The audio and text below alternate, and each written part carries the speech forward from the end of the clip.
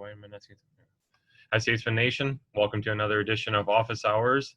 Today's guest is James Smith, professor out of the Industrial Technology Department.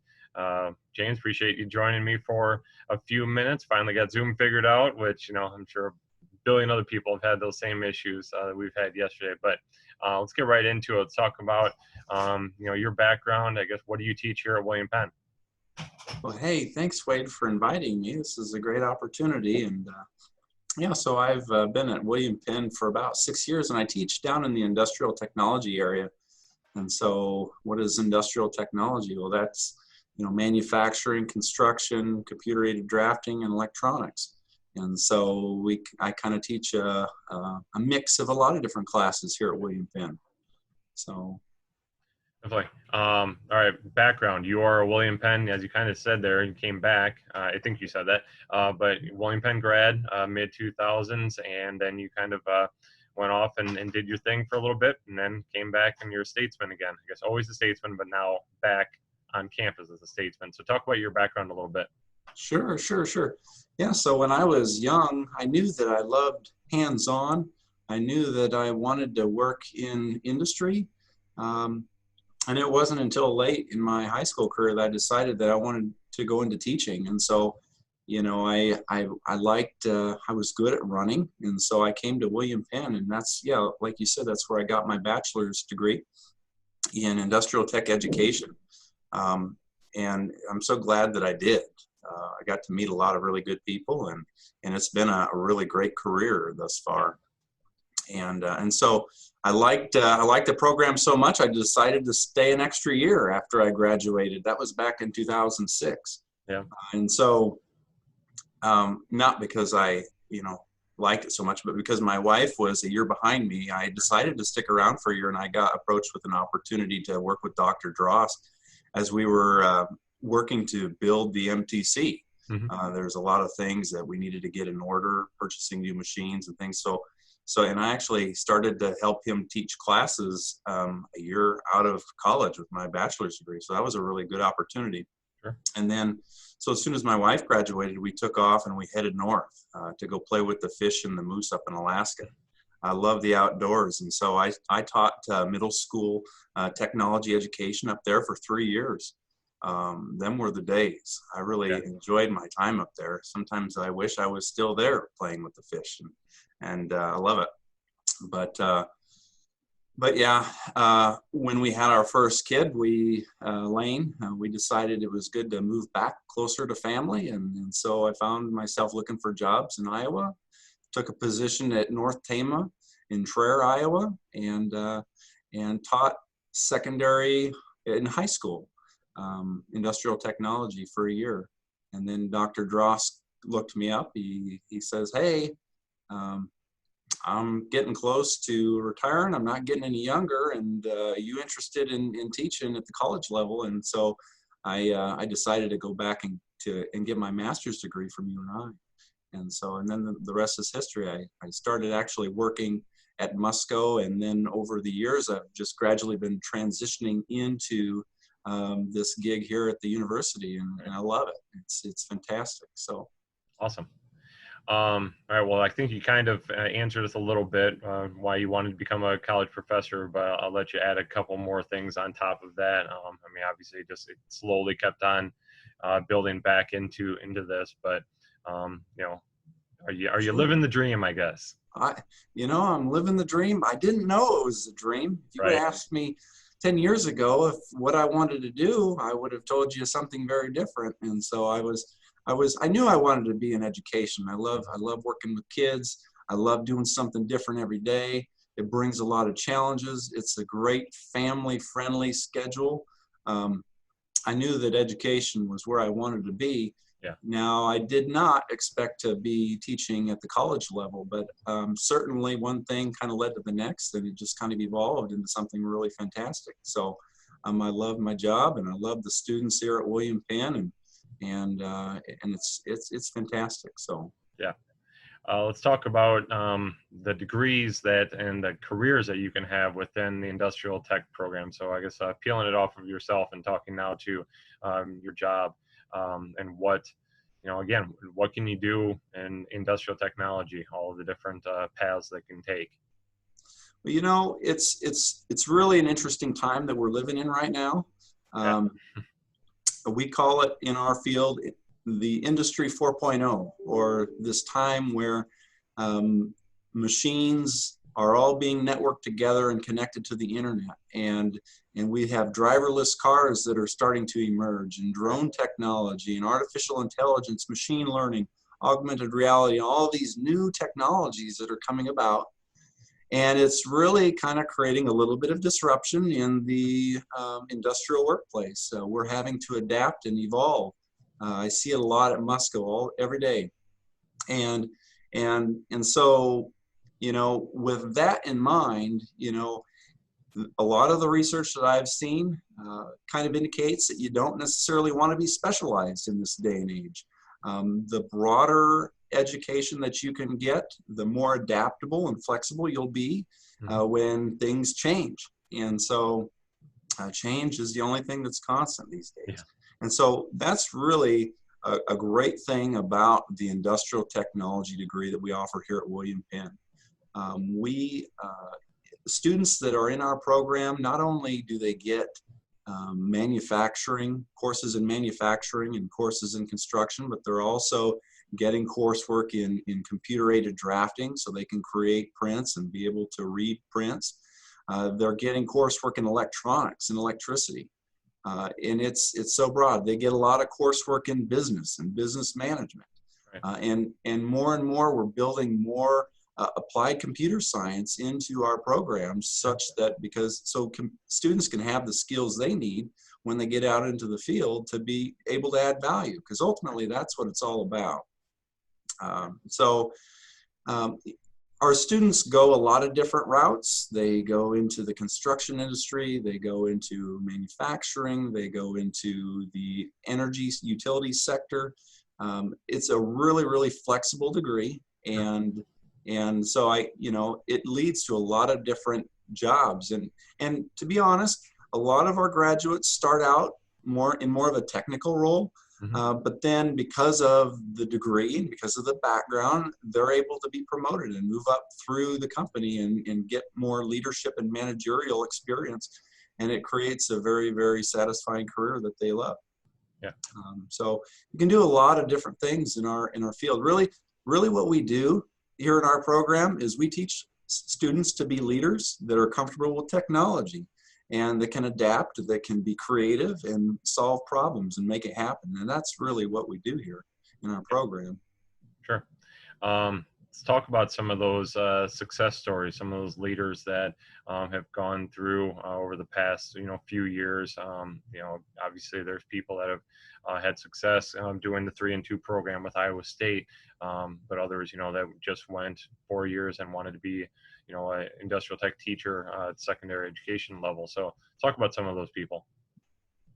Well, you mentioned the 3+2 with Iowa State, and that's something I haven't really talked about yet. So yeah. I might just kind of explain what that is. Sure. So within our program, we've got a couple of different offerings. So we've got our industrial tech, which, some of our students want to go and they're pulled more toward the business side of things. And so we have our management of technology. We have a very technical emphasis for those students who are really hands-on, that have a hard time seeing themselves sitting behind a desk for 8 hours a day. Right. That's a really good program for them. We have our teacher education program where they get endorsed in industrial technology. That was a program that I did. Yep.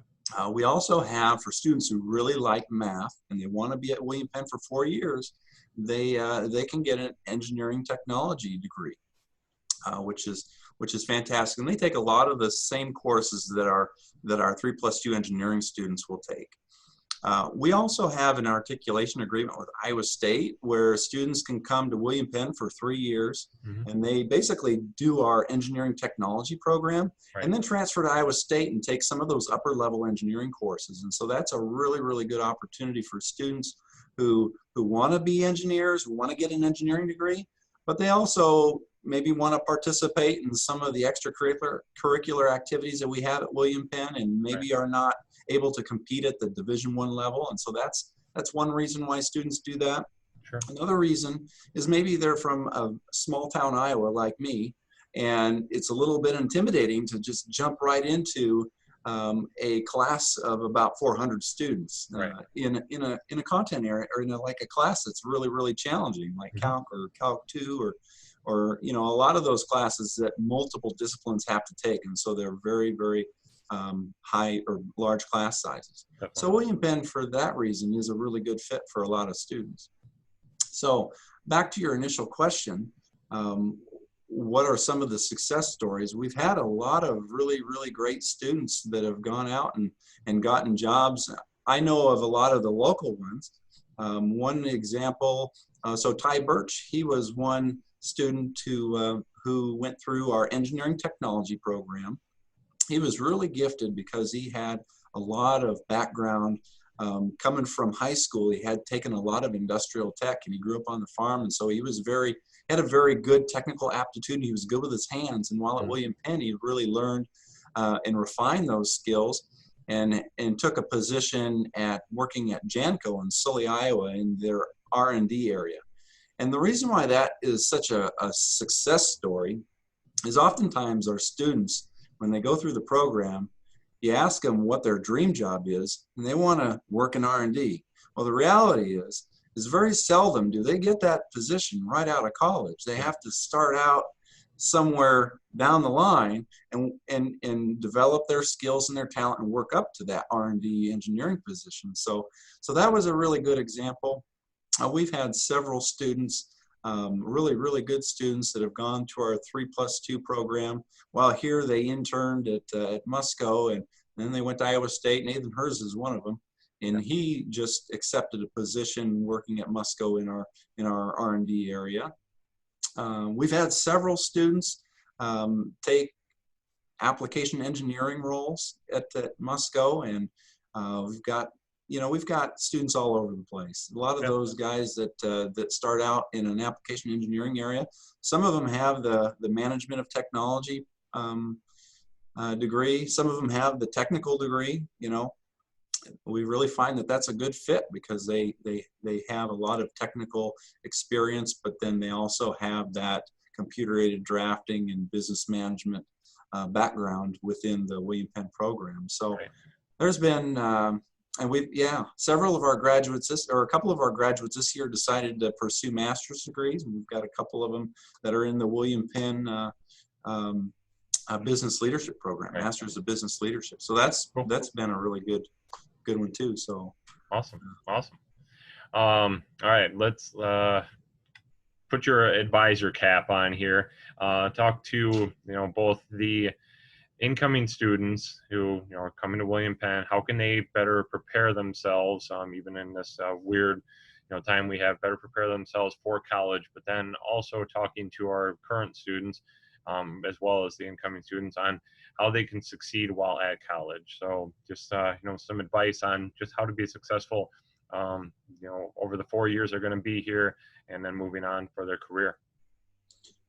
Well, Wade, I guess the first thing that comes to mind, if we're talking about advice for high school students that are looking to come to college, is, I guess, number one, as I'm looking at and I'm meeting new high school students and talking to prospective students, so many students don't know or have a lot of experience in industrial technology. Right. And as I think about that, I attribute that to all the different things that are pulling at students' time. Sure. And all the extra opportunities that are available now. It seems like there's a lot of AP courses and dual credit courses and all these different opportunities that are pulling for their time. And so fewer and fewer students are taking the opportunity and taking those industrial tech elective classes that they may have at their high school. Right. Some schools don't even have those opportunities, and that's unfortunate. But I guess one piece of advice would be to really explore some of the different areas, take advantage of those extracurricular activities that are offered at your high school to really find your passion, because we get a lot of students, that say they want engineering, but then they get into the engineering program and they say, well, I don't really like math. Well, then this isn't probably going to be a great fit for you. Maybe the industrial technical program would be a better fit for you. And so it's just maybe trying to explore some of the different areas and identifying where your passions are before you get to college. I think that would be helpful. The other thing too is the field isn't getting any more simple. Right. There's more and more computers and software and technology that's infusing itself into industry. Yep. And so math is only becoming more important. Okay. And I know it's not necessarily a subject that everyone loves, but it is a subject that is behind the runnings of a computer and software, and it's so important. So take as much math in high school as you can get. All right. So that's the other thing. As you get to college, the biggest thing, I guess, piece of advice that I could give is, I guess, to keep the main thing. What's really important? And as I think about that, it is taking advantage of the opportunities that are in front of you, getting involved. Don't just focus on one area of your college experience. When I think of the college experience, my college experience, it was being on the cross country and track teams. Hanging out with students in the dorms and creating those social relationships. Yeah. Some of my greatest memories are hanging out with some of my buddies in college. And also the coursework that we did. And so while, programs are important, it's not everything. And so maybe focusing more on the holistic college experience. We call it the William Penn experience here. Yep. And it's something that we do very well. And in that I work with the coaches, and we all kind of work together to create a really good opportunity and experience for the students. And so the student has to really buy into that and look for those opportunities and seize the moment, take advantage of that. So for sure. No, I mean, it's the beauty of a small college and everything that we can offer here at William Penn. So, all right, last but not least, why do you love William Penn? Oh, William Penn. Well, being a former student and alumni of William Penn, there were a lot of professors that really invested in me. And I'm grateful for the opportunity to be able to return the favor and invest in some of our new students, in all of our new students. And I don't know, there's just something different. It's a small college, but it has a very family feel to it. I love William Penn. People always ask what football team I root for, and Iowa State, and I always tell them, well, I root for the William Penn Statesmen. Right. I don't necessarily. I'm not a huge football fan or basketball fan, but I truly do. I love William Penn and want to see our students succeed, and so that's why I love William Penn. So. Yeah, definitely. All right. Well, once again, James Smith, a professor out of the Industrial Technology Division. James, thanks so much for your time. Glad that we could finally make Zoom work. So appreciate the opportunity, Wade. Thanks, you. Man. Have a great day.